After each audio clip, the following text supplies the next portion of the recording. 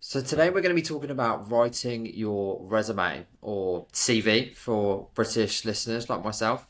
When searching for a job, like your resume is pretty much your first impression, but some people don't know where to start. Whether it's the length of it, the content, or even just simple things like colors and fonts, there's a lot to think about, and many people get worried that they're going to get it wrong, sort of straight off the bat. So to chat through that with me and hopefully help you get it right. I've got Chantelle, who is internship program manager over at Learn Academy. Hi, Chantelle. How are you?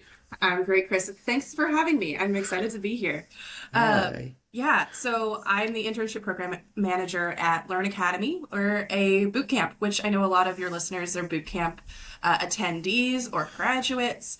And that's a big source of talent into the tech world now as well. So I our boot camp is unique in that we guarantee every single one of our students an internship in the last 4 weeks of their time with us, and that really helps give them work experience to put on their resume. It helps them as they're entering the job market to talk about the companies they worked at or the projects that they worked on and how they contributed in a real way, not just in a classroom.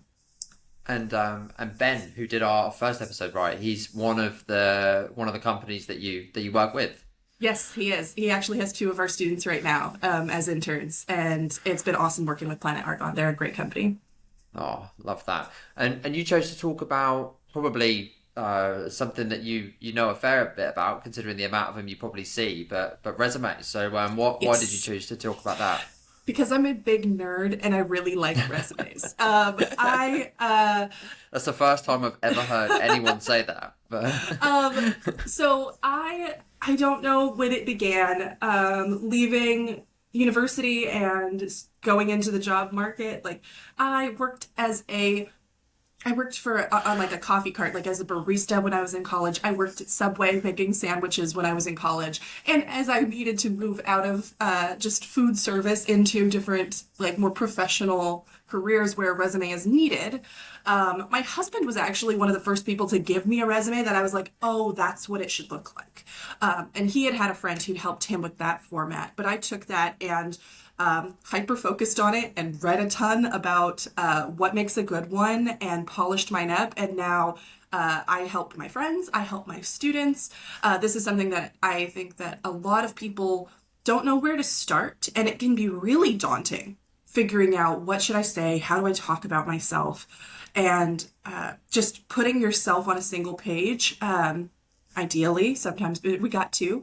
But putting yourself on a page and representing yourself in words can be really difficult for people to know how to even get started.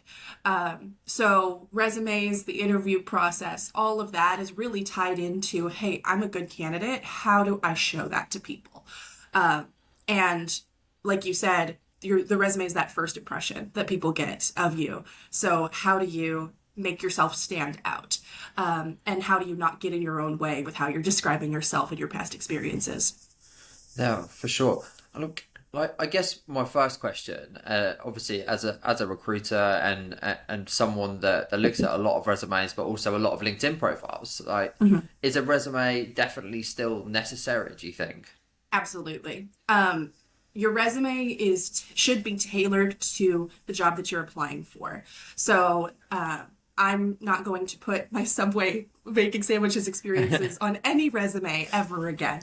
I don't see myself ever going back into food service.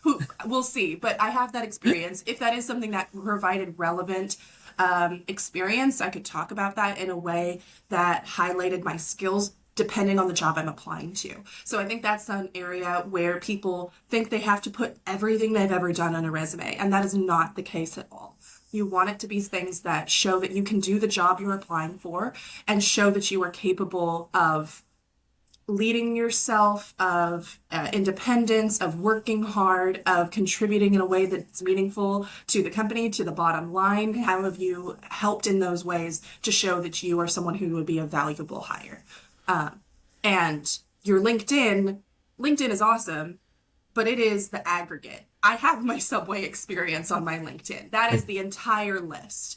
And sometimes you can go in and curate your LinkedIn, like remove certain things, but I would put every job I've ever worked at on my LinkedIn profile. And I would specifically highlight, if I'm on the job market, go in and edit the descriptions of those jobs to be more specific to the types of roles I'm looking for generally. But because Yeah, LinkedIn is a place that anybody can see, visual company, that's where you can highlight and you can be specific about the things you want them to see. for sure. And I guess that was going to be one of my other points. So you think each job application that people do, it should be completely different, or are we just tweaking it kind of slightly depending on the company? I think that it's more tweaking it than you don't. It's not necessary to go in and redo everything. But so, as an example, if I don't see myself going and making sandwiches ever again, but if I was applying to work at maybe Subway corporate, it would make sense for me to modify that and put that on my resume again, right? Say, hey, I've worked at one of your franchises. I understand like the values, the ingredients. Like this is something that I'm familiar with. So I would put that on and then take it off if I was not applying for a place that mattered. But I think that if we're talking about developers here, like if you're applying to junior developer positions, what industry is that company in? Do you have prior experience in that industry, even in a non-dev area? Do you want to highlight specific things about the projects you've done? Is it a front end or a back end position, or is it more full stack? Like, are there things that you know in the tech stack they use that you've specifically worked on? That's where the tweaks and like you want to shine a laser pointer on those things to show that company, hey, I'm not starting from zero here. I know these things. I know that I'm far less risky than a candidate who's not talking about this. So how can you put that on there in a way that sticks out to them and shows that you're thinking about not just you as a junior developer, but as a junior developer at this company.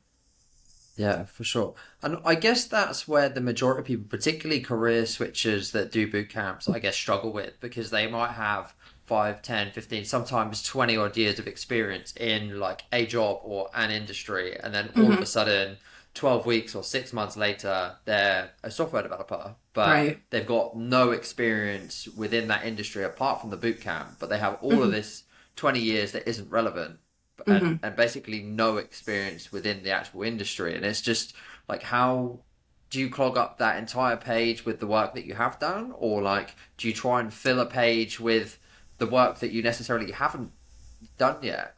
I think that there is a gamble to it almost of okay, what do I focus on?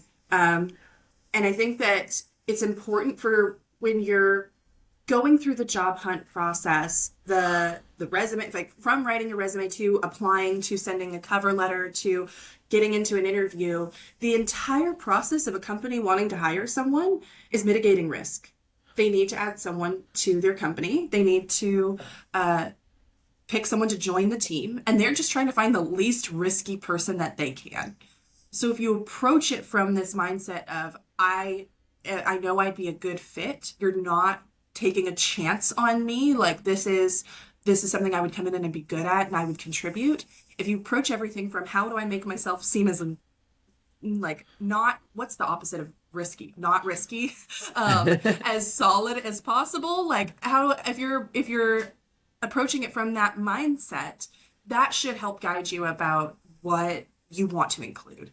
So great.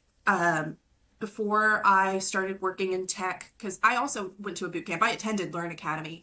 Back when COVID first hit, I was a student. I was planning on making the switch to being a junior developer because I'd been furloughed from my role and I thought I was going to go through a career switch. Then at the end of the boot camp, I got a call that my furlough was over and they wanted me back. So making money was better than doing the transition. But I've been in that seat of how do I talk about this experience? And now I'm here coaching other people on how to do that. There's all of these things of the work that I've worked on, who I've managed, the projects that I've contributed to, the organization that I've put into systems, that all is incredibly translatable over to a junior developer role. And how how you're thinking about who is hiring you and the values that they would have beyond just can she put code in an IDS. right? Yeah. Like that's a part of the job, but you need to have critical thinking skills. You need to show that you are easy to work with and communicative. You need to show that you think about how things contribute to a larger picture. Like all of those things are super valuable. So how am I highlighting the stuff in my prior experience to get to that point? Yeah, for sure. So I guess say for example someone's listening that is either starting their resume or like wants to redo it from scratch. So I guess you're obviously going to tailor it slightly depending on the company, and we'll come on to that later. Mhm. But where if you're starting it from scratch, like where do you start? Are you looking at there's like resume builders out there. There's like so Mhm. many paid services, like all of these kind of things, or do you just find a friend that's got a good resume and copy them? Like where would you recommend kind of a good starting point? I think that starting from scratch with a blank page is a bad idea. Don't start with a blank page. There are so many templates out there. There's so many examples out there that going in and removing what isn't you and making it yours is way smarter than trying to just start from a blank page. Just from the formatting perspective, trying to format a resume from scratch is so time consuming. So finding a template that you like, hey, this looks cool. I can go in and edit this and this is what I want to do. That in and of itself is going to be fine. So I think that Is do you think that's more important? Like if you liking the format of it as opposed to like trying to work out what people are gonna like? I think that there is a window of acceptability, and the different resume templates that are out there are going to generally fall in that window of acceptability. You don't know if what you come up with from scratch is. So take the stand on the shoulders of the giants who went before you and formatted all of this and just go and edit it and make it yours. There's little tweaks that you can do. You can swap the font out. You can swap like make your name a purple if you want to on your resume. Like, okay, that's something that's a little unique, but you're not don't put your photo on a resume. Don't like no, we're not auditioning to be in a commercial. Like we don't need a headshot on your resume. Don't do it. It's a bad idea. But the templates that are out there because they've been deemed acceptable. So go that route. If you really feel like starting from a blank page, look at what those look like and look at the similarities, look at the indentation, look at what is bolded, look at the headers, figure out what you need to do from scratch. But why put the energy into that? Yeah, for sure. And that was gonna be my next question. Like, I agree with you wholeheartedly. Do not put your picture on your resume. Thank you. Like I don't know who started that, but like they need to be found and they need to be stopped. But would you say that there's any other like definite like no-nos for like a resume things just to definitely not put on there?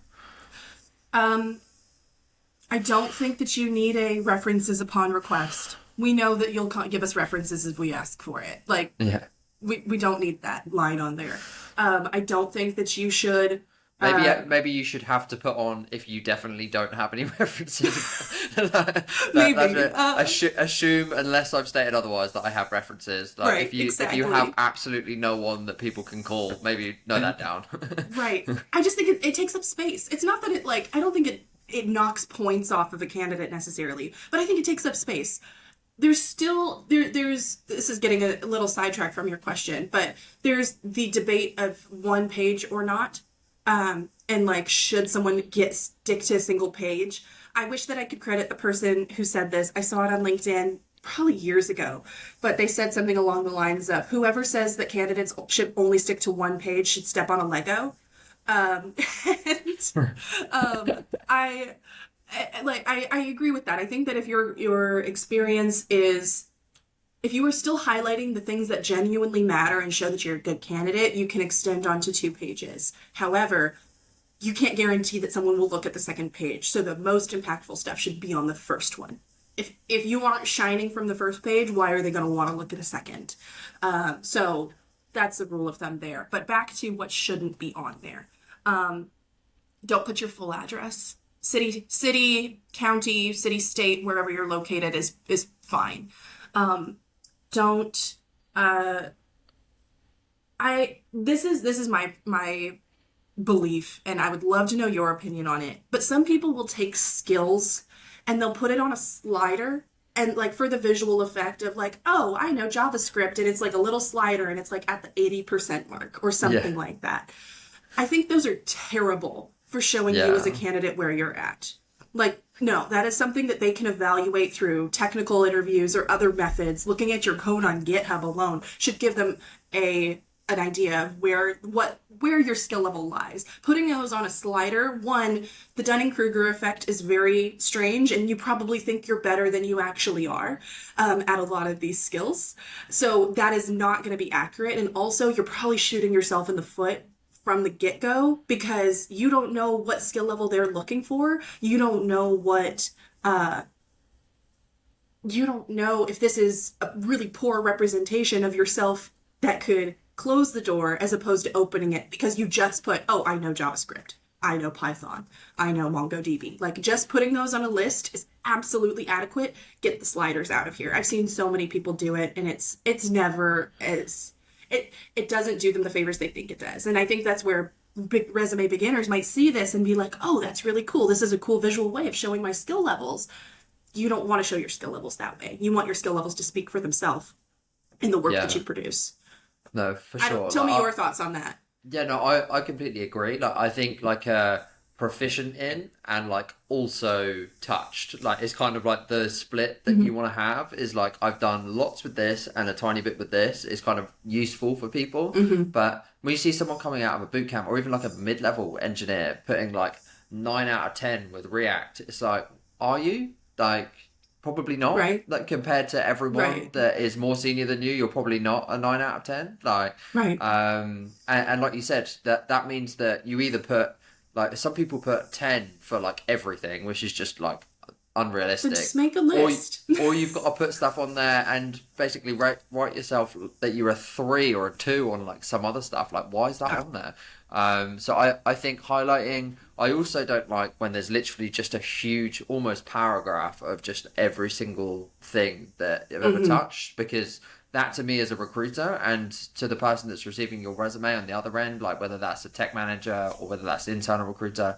it's not Mm-hmm. useful. Like it means that you'll come up in searches and everything like that. But Yeah. the I think the biggest thing that you need as a junior developer is to be able to show like what you're good at and what you're interested in working on like very quickly. Mm-hmm. If it's confusing or like you really have to dig into the resume to be like, well, what is it they want to do? They've listed 100 different technologies here. Right. Like are they looking to work with all of them? Like where have they spent most of their time?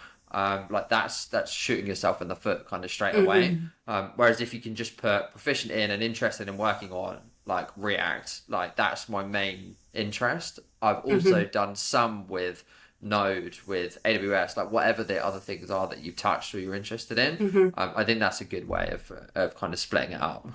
Yeah, I agree with that. I've seen some good ones where they categorize things like front end technologies, back end technologies, etc. And it's like columns of bullet points, and that is Yeah, so much more visually easy to read. I think that it's a your mileage may vary depending on just formatting with all of this because it's going to depend on what you decide to highlight. I don't think that there's any specific right way to do it, just for listeners who are like, okay, I got to go do columns with bullet points. I don't think that that's necessarily the answer. I think that asking yourself, because not all recruiters are technical, is someone who's non-technical able to look at this and know what I can do? Because that's the bar that you need to set. You can't assume that someone who's looking at this is a senior dev. You can't assume that someone who's looking at this has any dev experience whatsoever. They may have just been given a job description and like a checklist of what they need to look for, and that's all. And if that doesn't if that doesn't stick out to that person, then it's going in the no pile, and you'll probably yeah. never hear from them. Yeah, for sure. And I think that's why, like, obviously you said kind of tailoring your resume to a specific job is also important because if like you said, as a recruiter, say for example, I've got 100 odd resumes, like in a pile there of Mm-hmm. people that have applied to my advert or people that I've found. I'm going to try and narrow that down to get it to like a reasonable number to kind of search through. And Mm-hmm. I will add, say for example, it's a React job, but it's a nice to have like Node as like any experience with Node. I will search for React and Node and I'll Hmm. be like, okay, now I've got 50 people to go through, so I'll go through those. If you've just applied and like haven't seen that that's a nice to have and you do have it, but you haven't put it on your resume because you're just doing a kind of generalist one, Yep. then you'll miss out on that one because it does need to be kind of narrowed down somehow, right? Yep. I was talking with a friend of mine. We worked together at past job. We're now in different places, and he's now a technical recruiter.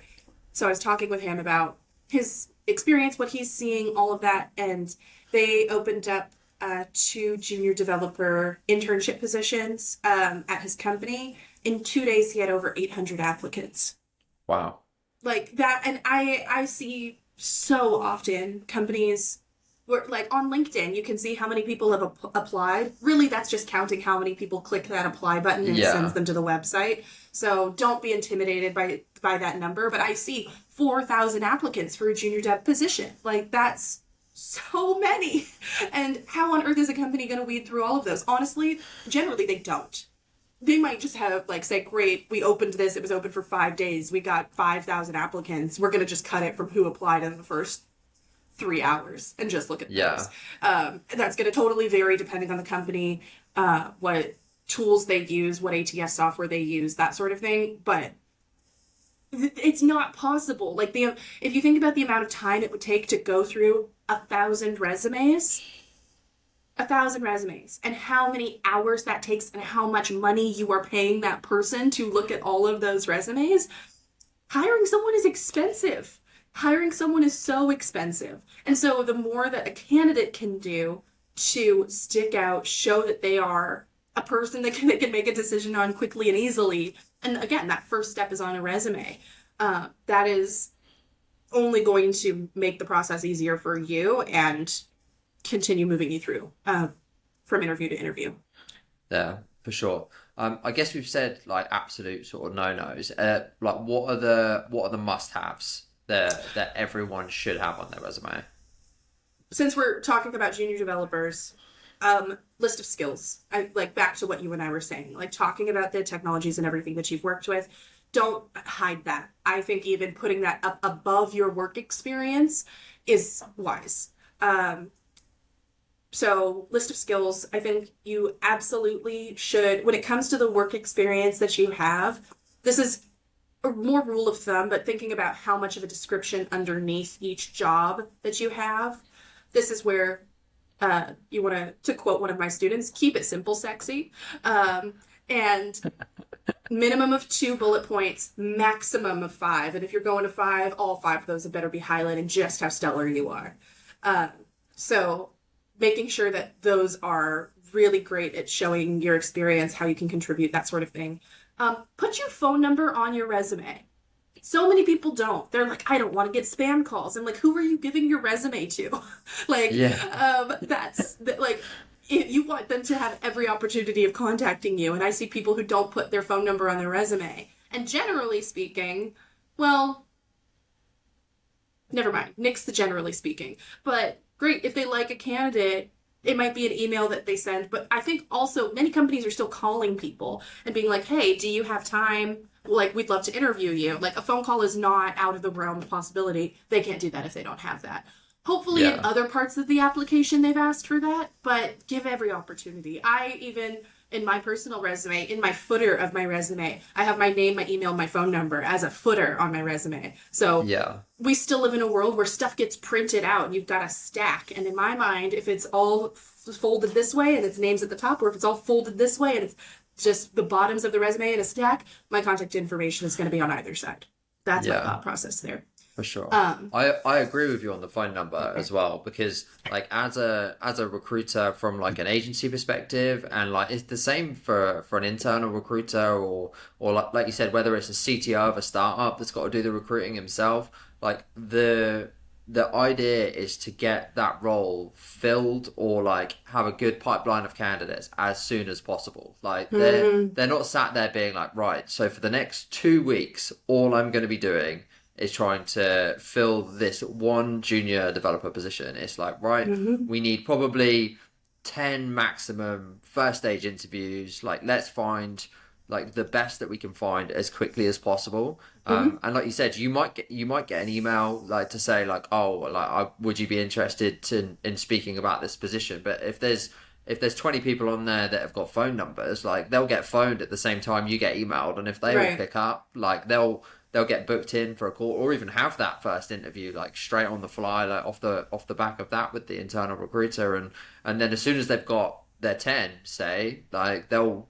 shut the position, and if you email them back 2 days later, like they'll Yeah. have the position covered and you might be considered for a future time. So why not put yourself Hmm. in the best position possible? And I think that the thing that stops people putting their contact details on their resume is almost this kind of scattergun approach of I need to apply to as many jobs as possible. As like see some of the stats on LinkedIn, it's like apply to like Yeah. 200 positions per day. Like that's the only way that you'll ever. Hmm. Don't do that. Like you should be applying to like I don't know 10, 15 a week absolute maximum, and tailoring your profile to it, like having specific outreach to like that company, connecting with people on Hmm. LinkedIn. There's so much you can do, and you're much better off Absolutely. doing a much lower amount than like correctly and like doing it well than you are just applying to everywhere. And if you've picked like 10 opportunities that you're really interested in, why would you not want them to have your phone number to call Right. you back like about Right. the position? I think that the phone number, because there's the quality approach that you're talking about of be specific, be intentional, custom cover letter, like modify your resume, all of that.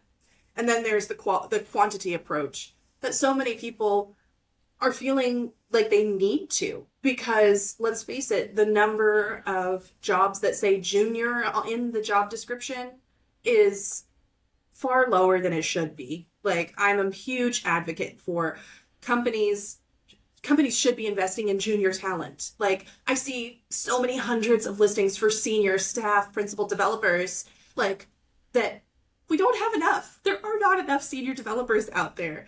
And I made a LinkedIn post a week ago ish, asking like, where do you expect the people to get these years of experience from? Where are you expecting to get that experience from? Because even junior positions are asking for 4 years of experience in React or something. And it's like, that's not a junior position anymore. That's not a junior Yeah, position. A junior position should be something that is from 0 to 1, maybe 1.5 years of experience. And that is a junior position. And anything more than that, you're asking for someone who's mid level.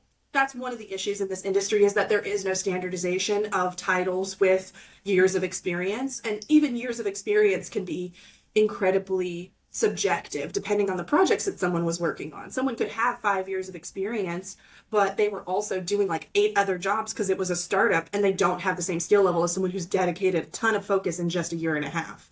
Like there is so much subjectivity there. But that is one of the problems in the industry, is that some people say junior developer is the minimum amount of requirement that we need you to hire you. It's like, no, that's I fundamentally disagree with that, and that people need to see that there are incredibly talented, hungry individuals wanting the jobs out there who are absolutely capable with maybe a little more guidance and training, but this is dev work. We have version control. If they mess something up, revert it back to a couple hours ago. Like there's nothing that yeah, is so critical that someone who needs that experience, needs that opportunity. And also there are statistics that show hiring someone as a junior and showing them a clear path to of like rising yourself up through the company. Like in 2 years we will, like, you'll be a mid and you'll have this pay, and in this many years you'll be senior. Like these are the levels of responsibility that will increase in your time here. That transparency, salary transparency, lowers attrition. If people are like, oh, it's risky, people move on in a year, it's like, why are you letting your people move on in a year? Why aren't you keeping them? Says more about the company than it does about junior devs. So anyways, that's a whole nother topic away yeah. from resumes.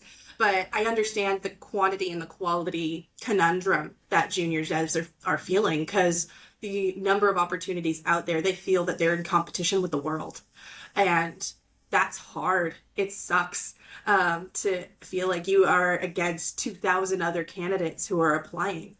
Um, and I think that just puts like it that can be really difficult to process. And I think when it comes to the mental health aspect of things, reminding yourself that there are the things that you have control over.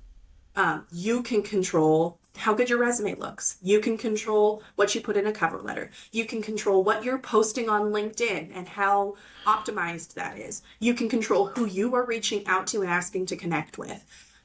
The other things require action of, I know that I'm going to apply to, is it 15 jobs a week, and I'm going to be really intentional. Maybe it's more than that. Maybe like this is their full-time job is job hunting and they're going for 40 jobs a week. Who knows? Yeah. But those are the things that you can control, and how you're presenting yourself in this environment that is so, I don't like using the word competitive, but it is. Like it's competitive to get the job. So how are you making, I think a lot of people are like, oh, there's not enough jobs, and there aren't, but are you controlling everything that you can to stick out as a candidate? Yeah, for sure. And I think it's one of those things like as a recruiter, like my dream is to have a job, open it up and like get sent the perfect resume and someone just say, I am good for your job because of this, and like reach out to me, and like me already know that they're a good person to speak to, and I will just reach out to you straight away and get you submitted. Like that's what I want. Like the biggest like my commodity is time, right? So if you can save me time and tell me why you're a good fit without me having to go and search for it, like that's amazing. So if you can highlight that in your resume, drop me a connection on LinkedIn and just be like, hi, this is why I think I'd be a good fit for that job. Here's my resume. Like you're doing my job essentially for me and saving me time, which is amazing. So like that's my full-time job and that's how I feel. So think how a CTO is going to feel if he's got 1,000 resumes to go through. Yeah. And you go, hi, Mr. CTO, like, I think I'd be a great fit for this position because I saw you're looking for X, Y, and Z. I've done all of those. Here's my resume. Or, like, would love to connect and send you my resume. You're top of the pile. Like, and it's not going to work every single time. Right. But if you do that as opposed to, oh, there's a junior dev job open, need to apply, like I'll sometimes get people apply to job ads that are completely irrelevant because they're just clicking apply, and I'm sure there's automated bits of software out there that just have people apply to anything and everything, and even I get it from mid-level and senior engineers like that just apply to stuff that just aren't right for them, that make me think as a recruiter, I'm like, well, even if I did have something that was right for them, like do they even know if they're right for like these positions? Do they know what they work on? Like it's tough. I think that there's something to be said about like, okay, I'm looking for someone with attention to detail. You obviously didn't read the job description. Like that's a ding against just the qualities they're looking for in a candidate. Yeah, for sure. And I think that's one of the things that we were talking about earlier. If someone is searching for a true junior developer, as we were saying, like not someone that wants 4 years of experience, because that's not a junior. They just want to pay less money than they should be and trying to create a loophole to be able to do so. Like it's not years of experience that they're looking at. They know that you're going to be junior. They want a certain level of coding ability, but the other things that you need to show in your resume, right? It's like you said, it's attention to detail. It's being proactive. It's being collaborative. Like these are the things that you need to be able to show in your approach and also in your resume. So I guess how do you get those things across in your resume? You've got obviously your experience on there. You've got your list of skills. So you've got your boot camp that you went to. You've got your list of skills. Like you've got your phone number. Like how do we get across these softer skills? Is it a paragraph like right at the top? Is it like a little about me? Like how do they include those things and show those qualities? I think that talking about working on a team, like in past experiences, did you work on a team? How did you, like, what was your role on that team? How did you contribute to that team? That's going to be a part of it. Like solo projects are one thing, but teamwork is so essential. When it comes to like listing skills, I'm generally opposed to people putting things like communication and hard worker, like putting those as like soft skills in a list of skills that I think that people need to show it in the talking about their prior experiences. So there's so many like words that point to those soft skills. So communication, pitched and implemented a new project. Like, great, this is something that you had to pitch and like get going at like at your company. Collaborated, talking about even saying like worked on a team to implement, like those types of things are going to show those soft skills. I think that there's a lot of focus on, there's the XYZ format for resumes of like accomplished X doing Y to like Z percentage, something along those lines. If you Google it, you can find the exact wording there. But there's a lot of focus on that and making sure that there's elements in there that show your that you can work well with others, that you can work with the people above you, work with the people below you as well. Did you coach anyone? Did you manage people? Did you train people? Did you create better processes to train people? Like those are things that are going to show that communication and patience and dedication, like those are going to come through and how you're talking about those experiences.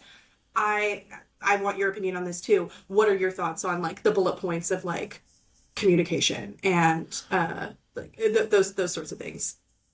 I think, like for me, like the biggest thing that people are looking for when they're looking for a junior dev is like people being proactive. And I Mm-hmm. think there's no point, just like you said, being like I am proactive or like I am collaborative. I can work well on a team.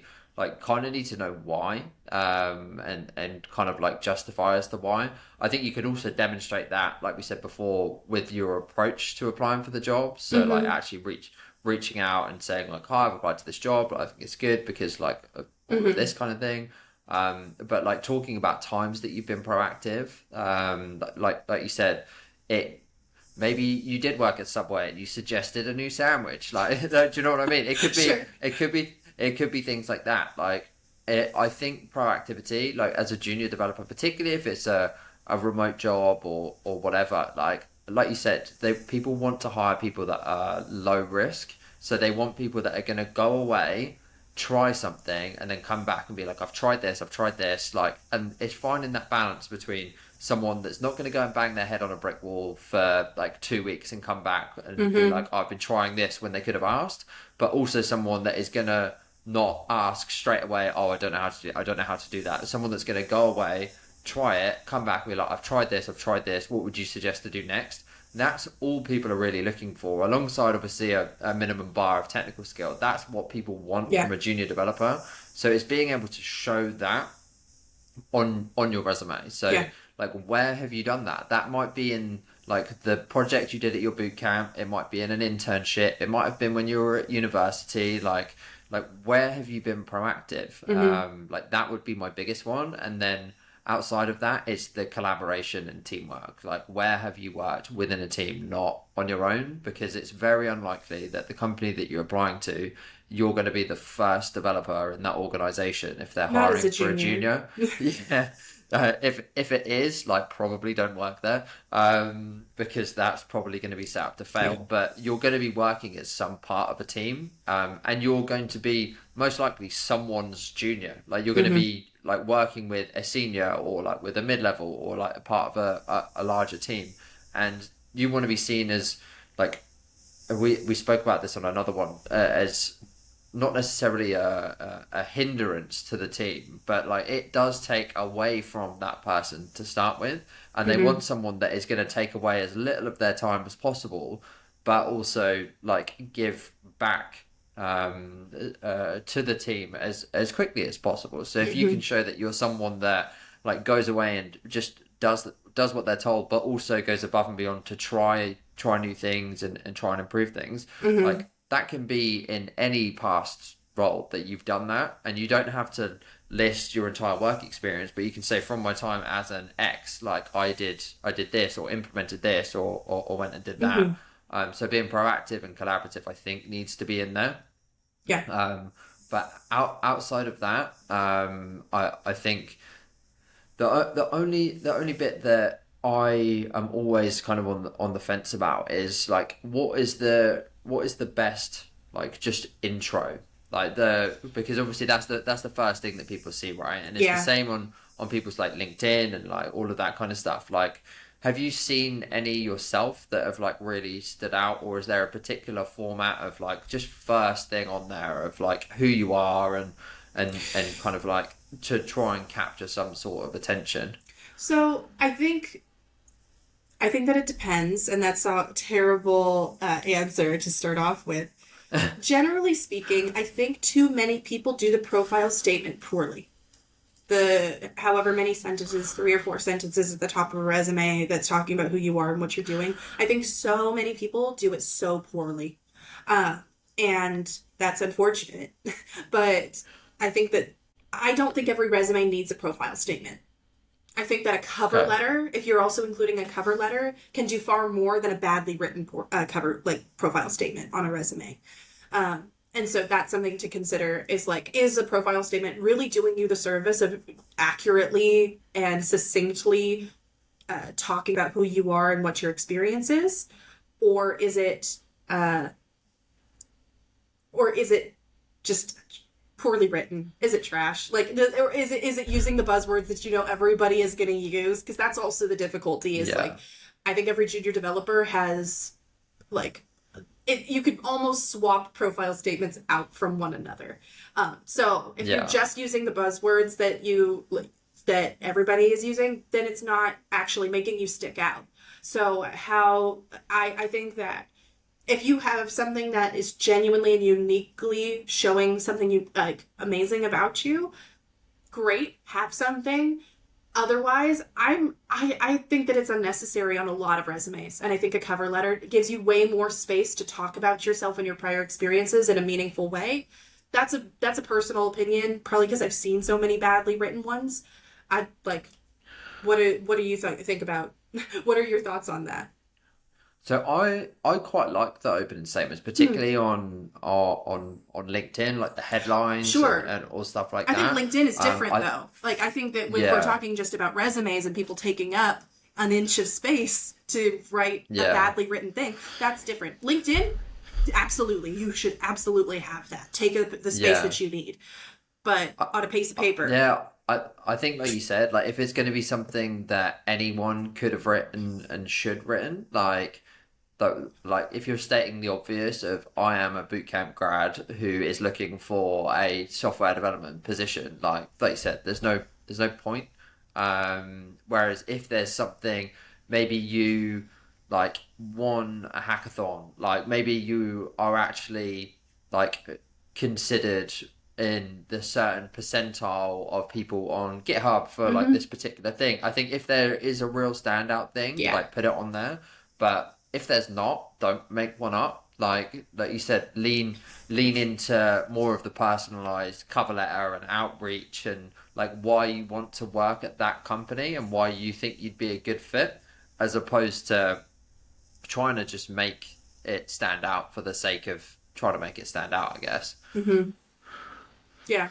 I think So that I think there's this is the struggle people have with resumes in general. You don't know what you don't know, and so you don't know if it looks good until someone tells you whether or not it is. And I think that's when that comes to the point of don't ever submit something without having another person look at it and give you their honest feedback. Like you want the job, the feedback should matter. So don't get hurt if someone says that this looks bad. I have with our students, we're getting people with all kinds of backgrounds coming into transition into tech. Some people have never written a resume before ever, and they're coming in, they're creating something. Um, and I've had to go to people and say, listen, I know the work you put into this, but let me tell you, as someone who has hired people in the past, this is going to be a blocker to you ever getting a job. This piece of paper that you have created is not going to ever get you a job. So let me help you make this not a blocker. And that's how I want to present it because they're not trash. They're not a trash person. They just made a yeah, trash piece of paper. And I don't use that word with them, but like I don't want this to like I don't want a hiring manager to look at this and immediately go nope and throw it in the trash. Like I don't yeah, want that to happen. I've seen some resumes that like like wall of shame type of thing. Maybe they're kept because of how bad they are. But it's not to seriously consider them as a candidate. So how do I, when I'm telling someone and giving that feedback of like, listen, we need to start from scratch here. Let's like, here, I've got a folder of templates. Which one do you like? Awesome. This is where we're starting now. We're in Google Drive. We're working on this together in Yeah. Google Docs, and we have this both up. And this is, we'll pull work experience from this, but this document is never going to get sent to anyone ever. And that's how I want them to think about it is you want the job, you want to open up every door possible, and this is going to lock it. Like this resume is going to lock that door. So how do we keep moving forward? So getting that feedback from someone, having someone read through it. Do they understand the type of thing that you're applying for? Do like checking for typos. Are your like indentations aligned? This goes back to some of the like don't do's. I love Canva. I've been using Canva for ages, but don't use Canva for your resume. It's so difficult to like get everything aligned the way you want it. If you need to add anything, you've got to adjust the entire document. Use a document editor. Like just use Google Docs, use Word, whatever, but don't use Canva. I know that there's beautiful templates on there. That's the issue. Back to headshots. Canva has too many resumes with headshots. That's where it's pulling from. That's where everyone's getting it's Canva's fault. Canva, we love you, but take the headshots off the resumes. But anywho, getting that feedback before you ever upload that into a resume, like absolutely look at that, get that feedback from someone, listen to it, go in, edit it, ask them to help you edit it. Sometimes they might have, one of the things I love doing with my students is I'll see how they've written about a work experience and I'm like, okay, great, I see this, but just talk to me. Tell me what you did. Talk to me about like, great, you worked on you. I work with a lot of veterans, so people who've been in the military. Talking with students, I had one student. He was in the military, and after he left, he worked at a train yard, and then he also was working as a prison guard. You find the work that you can. So he's like, how do I talk about this experience and like all of this? And we were talking about his military experience. And I was like, okay, talk to me about like, you're applying to get into tech. Is there anything in your military experience that like focused on tech, like electrician or like mechanic, like those types of things? And he's like, actually, my unit tested this communications device that like the Army was thinking about implementing for like field work. And it was like I don't remember the details about it, but he was talking about like we tested this and we like gave our feedback on all of this. I never would have thought of that if I hadn't spoken to you about it, but that's something that we put as a bullet point on his resume, because tested and like all of this specific piece of technical like machinery, like that's something that kind of indirectly, but hey, you're trying to get into a dev job. Now you have experience with this technology. That's so cool. That's going to stick out as opposed to just, I showed up to drill on time. Like, people don't care about that piece. They want to know about, like, what technical experience do you have? So talking about, I tested this as part of your unit, that's so cool. So just that coming up in conversation, that coming up in, like, us talking about the work experience, like, great, who did you train? What did you do? Like, what did you change? Asking those questions and just having people have a conversation about it, I can then say, okay, great. And I write a bullet point for them because I'm helping them a lot with their resume. But then I say, do you feel like this is accurate to the work that you did? And we might edit it and whatnot, but I'm able, because I've worked with resumes so much, I'm able to say, this would be the resume way of saying this. And that's the struggle that a lot of people have, is figuring out the formality that is required for a document like this, for a job application. Have you heard of registers in like spoken language? No. I literally just learned about this and I think it's fascinating. So there's the idea that there's 5 registers in the English language, where the most informal is like incredibly casual, and then the most formal is like very like rigid.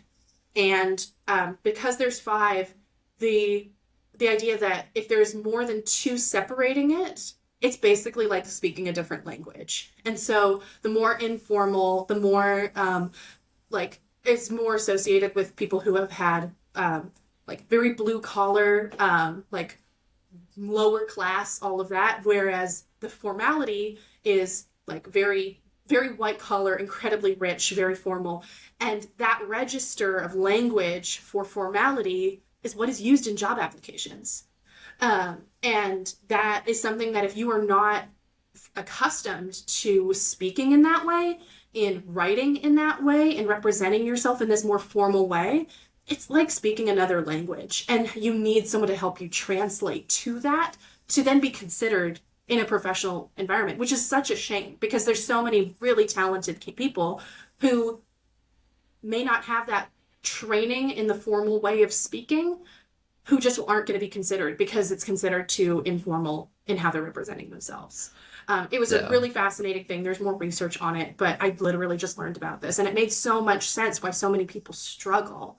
Where you were never how to make that adjustment to this formal speech pattern, and it's not speech as written, but same idea. That can really be a blocker for folks in just trying to how to represent themselves. So that's part of why I love working with people on it, because I'm able to do that translation in a sense, put in that more formal register, that more formal way of speaking on paper.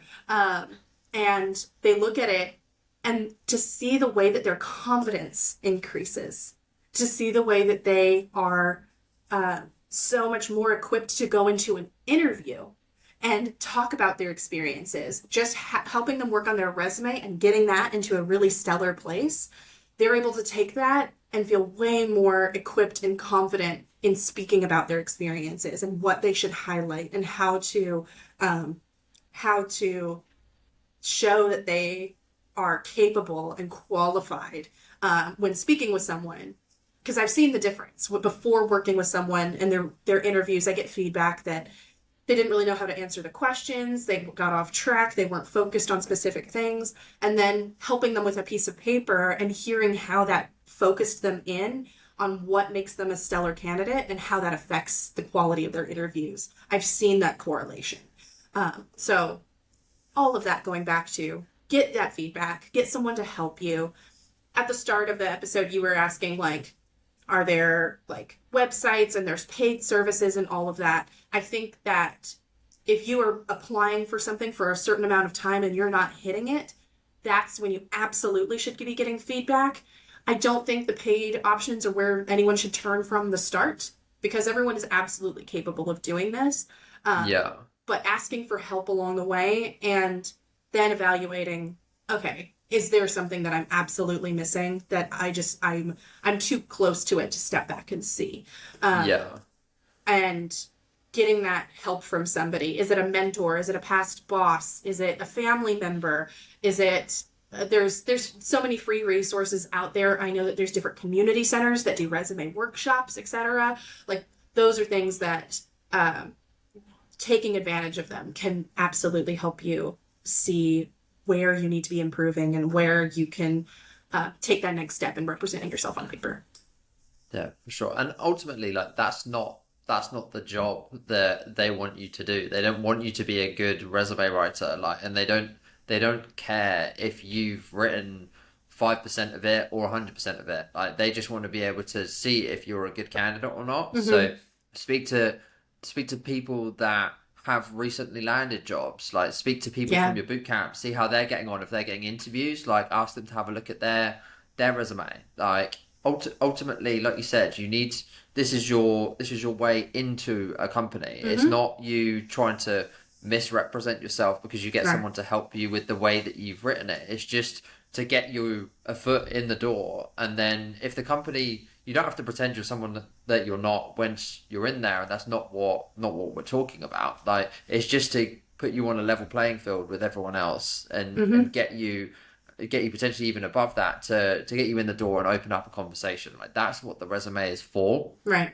Just to literally create conversations with organizations, and then it's up to you and them to work out whether it's the right fit for you both. Mm-hmm. But you need to be able to do it to get that foot in the door. Right. So no, thank you so much for your time, Chantelle. I've got two more, and I just want a yes or a no. Okay. Speaking in third person on a resume. Speaking in third person. Ooh. That's not a yes or no question, Chris. Yes. Speak in third person. Don't speak in first person. Yeah, no, like that. And hobbies, should they be on there or not? If you have put the time and the effort and the hours and the money into something to be excellent at it, yes. I helped a friend of mine put his Dungeons and Dragons campaigns on his resume, and it got him a job at Qualcomm.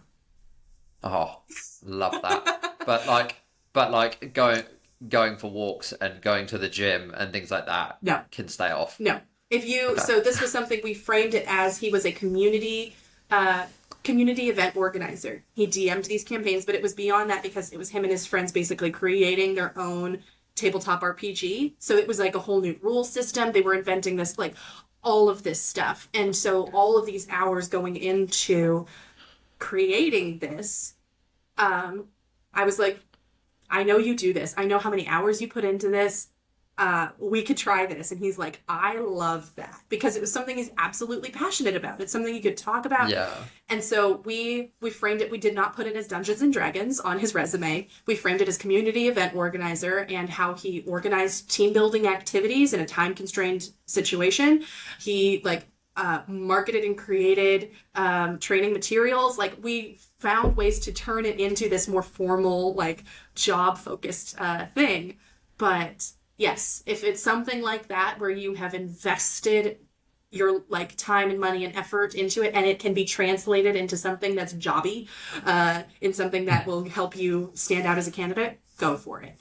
But don't put just going to the gym on there. Oh, thank you so much for your time, Chantelle. Really, really enjoyed chatting to you. Thanks. And if anyone has any questions to kind of follow up with myself or Chantelle about your resume, just either drop me a message on LinkedIn or email podcast@thedeveloperlink.io.